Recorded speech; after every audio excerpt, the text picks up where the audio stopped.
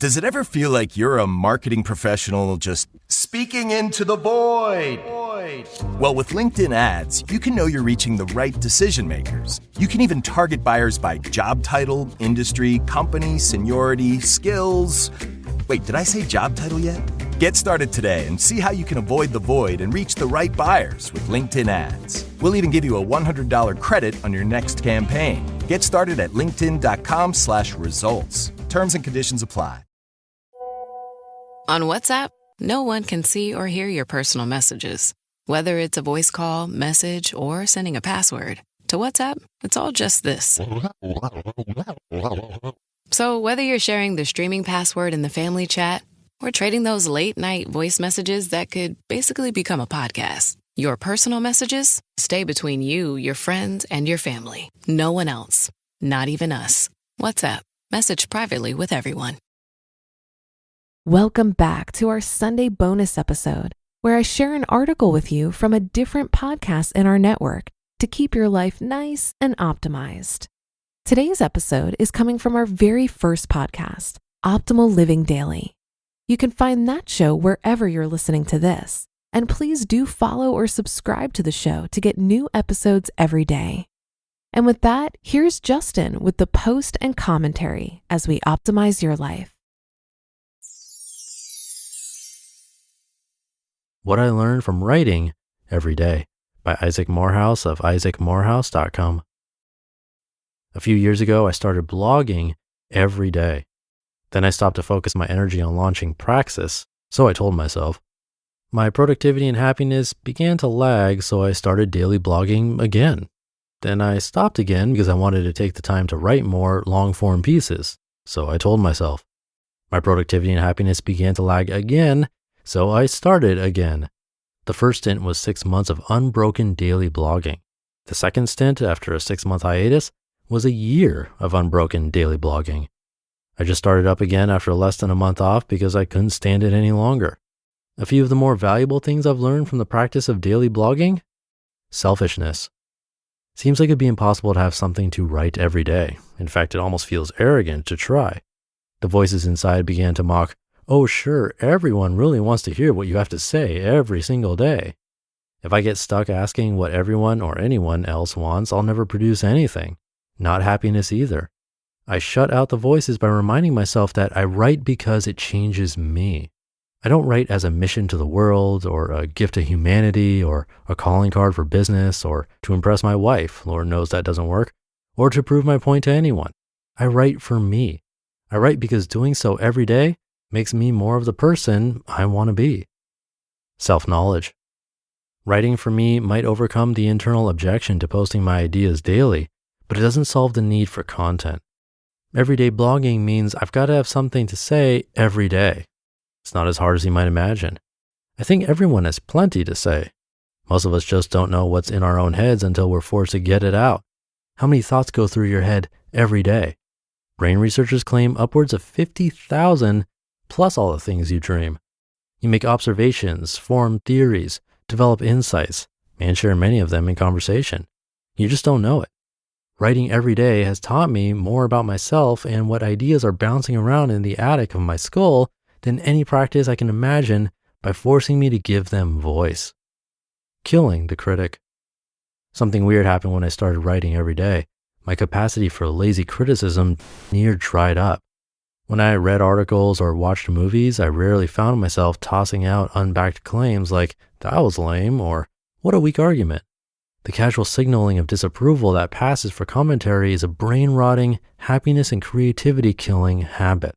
I was good at it. Daily writing put a wrench in my call-outs. This happened for 2 reasons. First, I need content. Watching a movie I don't like and sharing my reaction in a simple Facebook post declaring, "meh," is like washing your hands with the last liter of water in the canteen while crossing the desert. I need fuel to feed the daily writing, and my brain just processed an entire 2-hour spectacle full of ideas and implications.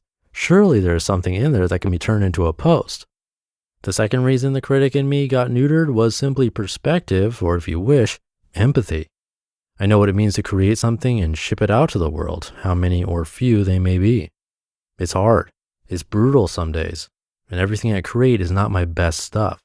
But the pride I feel when I churn out a post on a bad day, even if I know it's a weak post, is amazing. When I see other people create, I can't help but internally cast a knowing nod their way.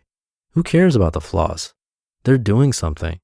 Plus, if they're like me, they're probably already on to the next one. I don't have comments enabled on this blog. I never read the comments on Medium or other outlets where my stuff is published. I rarely read or engage Facebook comments on my articles. Before you think I'm a total condescending jerk, let me just say it's not you, it's me. I have nothing against comments or commenters. I love that people want to engage some of the ideas I produce. But I'm a pretty weak-willed person in many ways. It's hard enough to blog every day as it is without the backward-looking draw of yesterday's work. If I get caught up reading comments, I'll not be able to do it dispassionately. It's my writing, so it's close to me. I'll become vested in the outcome of the conversation, which is like being vested in Sisyphus getting that boulder to stay up there. It also runs the risk of getting me hooked on the quick dopamine hit of a like or positive comment, which is the beginning of the end if I want to maintain my goal of writing for me. I've learned to immediately distance myself mentally from my writing the minute I click publish. Blog for the day is done.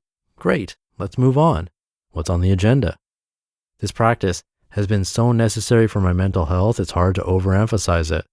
Not only that, when you don't treat your writing as so precious it deserves a week of fawning after completion, it frees you up to produce lots of other things and allows you to improve as a creator much faster. If I'm totally wrapped up in the fate of yesterday's piece, it'll be harder for me to see its flaws and improve.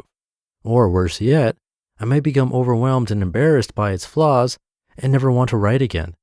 Instead, I tell myself to shut up and ship it. Don't look back, look ahead. Okay, I'm done.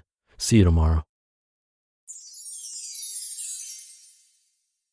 You just listened to the post titled What I Learned from Writing Every Day by Isaac Morehouse of isaacmorehouse.com. This message is brought to you by Apple Card.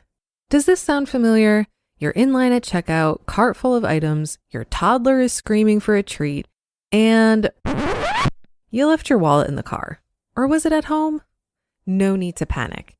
With your iPhone in hand, you can tap to pay using Apple Card with Apple Pay, and you'll earn 2% daily cash back when you do. So if your credit card isn't Apple Card, maybe it should be. Subject to credit approval. Apple Card issued by Goldman Sachs Bank USA, Salt Lake City branch. Terms and more at applecard.com. Eczema isn't always obvious, but it's real.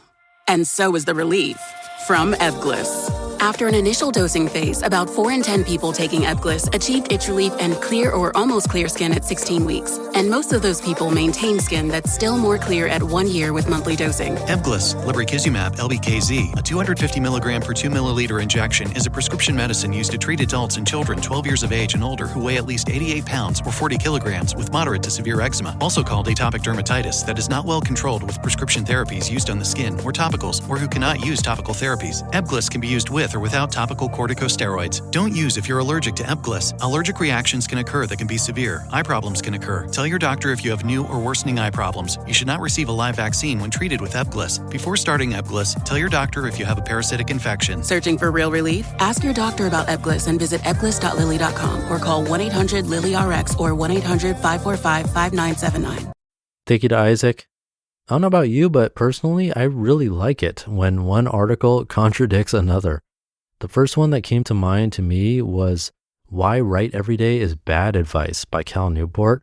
I narrated that back in episode 1534, so feel free to check that out if you haven't heard it and want to hear the opposite perspective. The moral of both of these together? Different strokes for different folks. Sometimes it works, sometimes it doesn't. There is no black and white when it comes to personal development or figuring out what works for you with your productivity and happiness and success. That's why I think it's important to try different things, find what you like, and be consistent with that. I think that's what really matters. But that'll do it for today. Thank you for being here and listening every day. And I'll see you tomorrow and over the weekend, where your optimal life awaits.